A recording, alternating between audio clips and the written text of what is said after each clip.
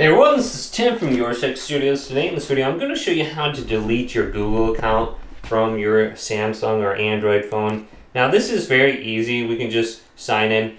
Now in the top right we want to swipe on down and we want to go to settings. Scroll on down and we're looking for something with accounts. So just go to accounts. Let's see, it's going to say on my Google Pixel phone, passwords, passkeys, and accounts. On my Samsung phone, it's going to say something like accounts and backups, and then you just go to manage accounts on your Samsung phone, and then you'll find these options. But let's tap this right here. Just choose your Google account, then go to remove or delete account. So you can just tap that.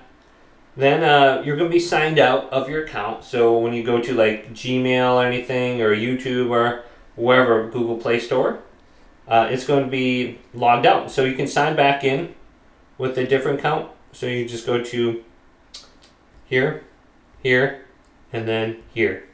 Sign in with a Google account. Now you saw there was an option under here also for exchange. I don't know what that is. Just go to your Google account.